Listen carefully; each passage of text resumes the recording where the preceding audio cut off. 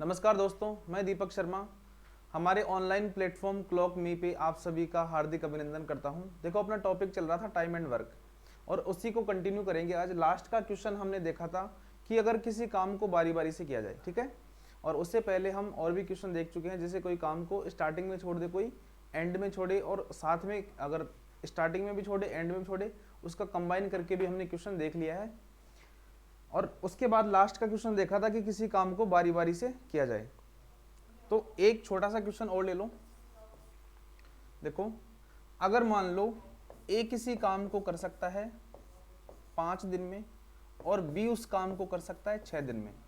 अगर ए किसी काम को कर सकता है 5 दिन में और बी उस काम को कर सकता है 6 दिन में, यदि दोनों बारी बारी से काम करें, यदि दोनों बारी बारी से काम करें तो काम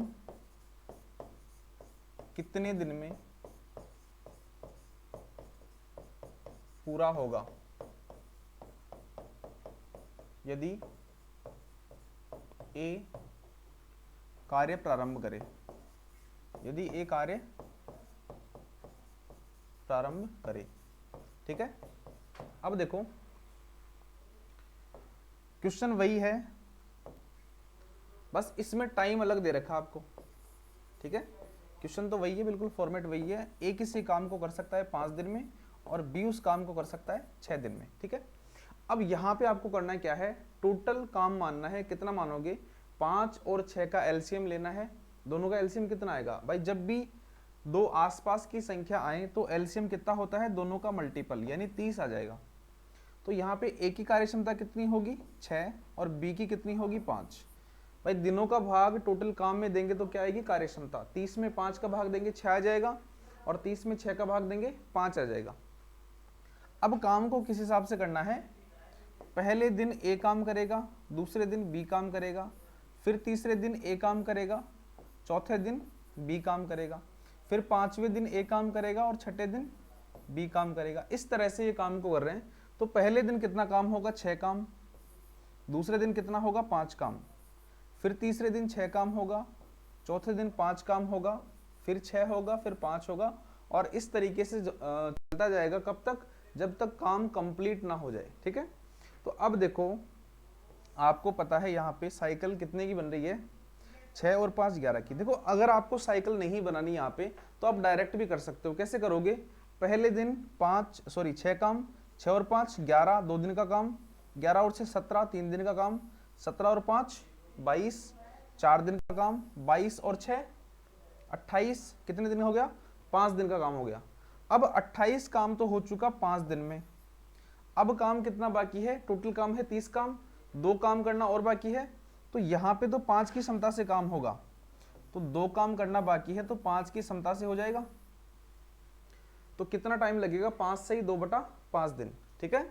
आप डायरेक्टली भी कर सकते हो या फिर साइकिल बना के भी कर सकते हो। जैसे 11 की साइकिल बना के काम किया हमने, तो 11 की साइकिल से कैसे होगा भाई? टोटल काम कितना है? टोटल काम है आपके पास 30, ठीक है। और इसमें 11 का भाग देंगे तो 11 दूना 22, 11 दूना 22, 2 बार भाग पूरा चला गया, और कितना बचा? 8/11, सही है। 2 बार भाग पूरा चला गया और बचा कितना? 8/11। अब आपको पता है इस 2 साइकिल का मतलब कितना होगा? 4 दिन, क्योंकि एक साइकिल जो 11 की है उसमें कितने दिन लग रहे हैं? 2 दिन। तो 2 साइकिल का मतलब कितना होगा? 4 दिन। तो 4 दिन तो काम यहाँ पे हो चुका। अब 5वें दिन जो काम होगा वो कितना होगा भाई? 5वें दिन वापस ए काम करेगा, और कितना काम करेगा? 6 काम। 5वें दिन 6 काम होगा। काम कितना बचा हुआ था? 8 काम। उसमें से 6 काम हो गया। अब काम कितना बच रहा है? 2 काम। और 2 काम को कौन करेगा? अब वापस बी करेगा, क्योंकि ए ने तो कर लिया। छठे दिन काम होगा 5 के हिसाब से, और कितना काम होगा? 2/5 दिन में। तो छठे दिन में 2 काम को 2/5 दिन में कंप्लीट होगा। मतलब टाइम कितना लगेगा? पूरा 5 दिन तो यहाँ पे कंप्लीट लग चुके, और छठे दिन में 2/5 दिन लग रहा है। तो टोटल टाइम होगा 5 से 2/5 दिन। तो दोनों तरीकों से आंसर आपका सेम आ रहा है, मतलब आपका आंसर करेक्ट है बिल्कुल। तो इस तरीके से भी कर सकते हो और इस तरीके से भी कर सकते हो। अब मेरे हिसाब से आपको इस टाइप के क्वेश्चन में कोई प्रॉब्लम नहीं आएगी। तो नेक्स्ट टाइप पे चलते हैं एक बार, ठीक है। क्वेश्चन मैंने आपके लिए पहले ही लिख लिए यहाँ पे। अब देखो क्वेश्चन क्या है, कार्य क्षमता पे आधारित कोई भी क्वेश्चन आ जाए, जैसे ए और बी की कार्य क्षमता का रिलेशन दे दे, फिर उनके टाइम का रिलेशन पूछ ले, तो क्वेश्चन को कैसे करेंगे। जैसे ए की कार्य क्षमता बी से 3 गुनी है, क्वेश्चन को पढ़ना एक बार। ए की कार्य क्षमता बी से 3 गुनी है, अतः वह किसी काम को करने में बी से 20 दिन कम समय लेता है। तो बी काम कितने दिन में करेगा। अब देखो ध्यान देना कैसे करेंगे इसको। अगर ए और बी की बात करें तो इनका समय का, सॉरी यहां पे दे रखा है ए की कार्य क्षमता बी से 3 गुनी है, अभी कार्य क्षमता का अनुपात दे रखा है ए और बी का। तो कार्य क्षमता का अनुपात कितना होगा भाई, ए की कार्य क्षमता बी से 3 गुनी है, अगर बी की कार्य क्षमता को 1 मान ले तो ए की कितनी होगी, 3 हो जाएगी, बी की 3 गुनी, ठीक है। अब एक चीज बताओ, कार्य क्षमता का अनुपात 3:1 है, तो समय का अनुपात क्या होगा। आपको पता है कार्य क्षमता समय का व्युत्क्रमानुपाती होता है, तो यहाँ पे समय का अनुपात क्या हो जाएगा, उल्टा हो जाएगा, 1:3, ठीक है। अब देखो यहाँ पे क्या बोल रहा है कि अतः वह किसी काम को करने में 20 से 20 दिन कम समय लेता है। यहाँ पे बोला जा रहा है ए के बारे में कि ए बी से 20 दिन कम समय लेता है, यानी कि यहाँ पे ए तो कितना टाइम ले रहा है अनुपात में 1, और बी कितना टाइम ले रहा है 3। तो इनमें अंतर कितना है, अंतर है 2 का, और उस 2 की वैल्यू कितनी है 20 दिन, तो 1 की वैल्यू कितनी आएगी 10 दिन। यानी ए काम को करने में कितना ले रहा है 10 दिन, और बी कितना ले रहा है 3 की वैल्यू कितनी आएगी 30 दिन।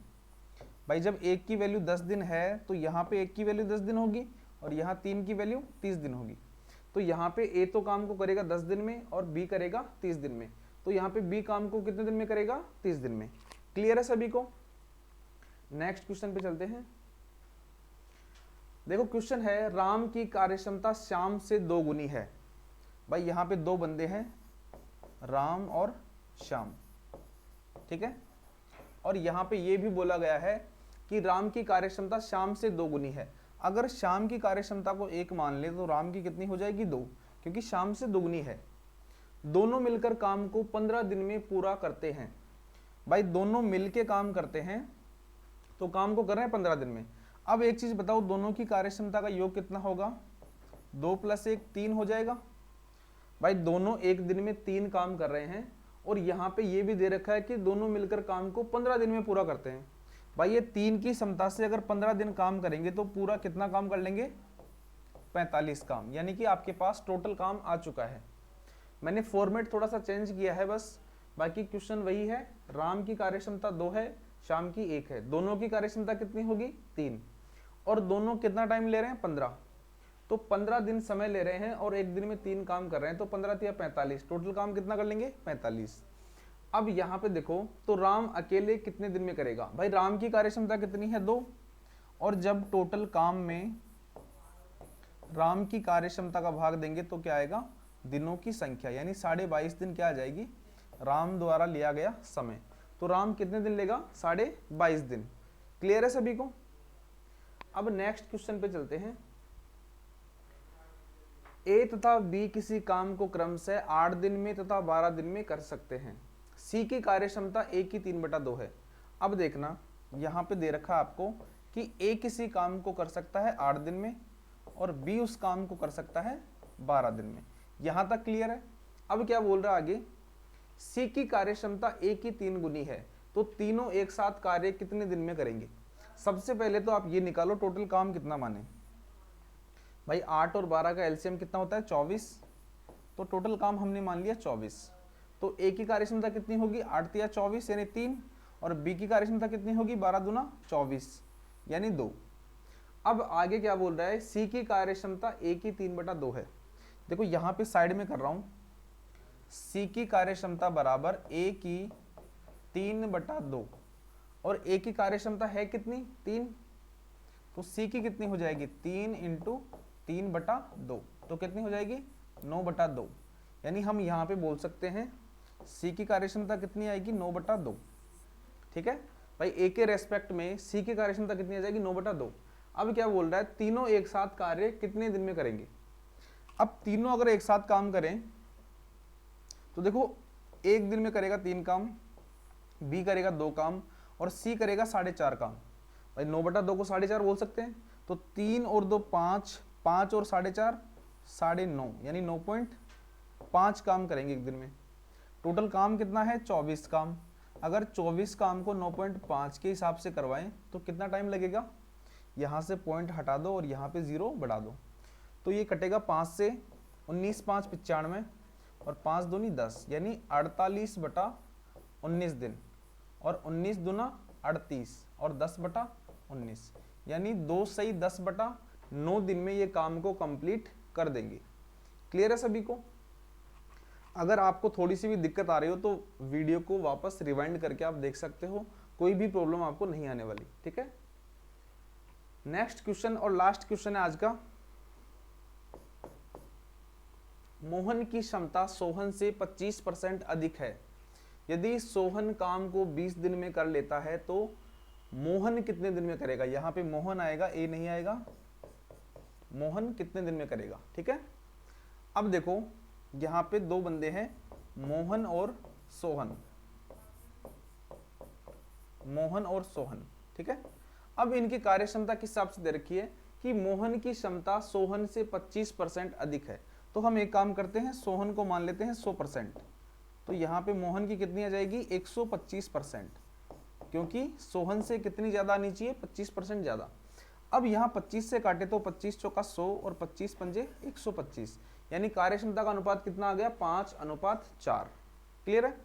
अब देखो, यदि सोहन काम को 20 दिन में कर लेता है, यहाँ पे दे रखा है कि सोहन काम को कर लेता है 20 दिन में। ठीक है, अब आपके पास सोहन की कार्यक्षमता भी है और सोहन का समय भी है। टोटल काम निकाल लोगे, कैसे निकालोगे? कार्यक्षमता इंटू समय, यानी 20 चौक 80 क्या हो जाएगा? टोटल काम। अब टोटल काम दोनों के लिए सेम होगा, तो मोहन कितने दिन में करेगा काम को? भाई कार्यक्षमता का भाग समय में, टोटल काम में देंगे, 80 में 5 का भाग देंगे तो कितना आएगा? 16 दिन, यानी कि मोहन काम को कितने दिन में कर लेगा? 80 दिन में। तो यहाँ पे आज आपका फर्स्ट टाइप का क्वेश्चन टाइम एंड वर्क का कंप्लीट होता है। अब सेकंड और थर्ड टाइप के जो क्वेश्चन है वो बिल्कुल बेसिक क्वेश्चन है, वहां से क्वेश्चन कम पूछे जाते हैं, लेकिन वो 3 या 4 लेक्चर में आपका कंप्लीट हो जाएगा। इसके बाद फिर नेक्स्ट चैप्टर पढ़ेंगे हम। तब तक के लिए आप हमारे साथ बने रहिए, प्रैक्टिस करते रहिए।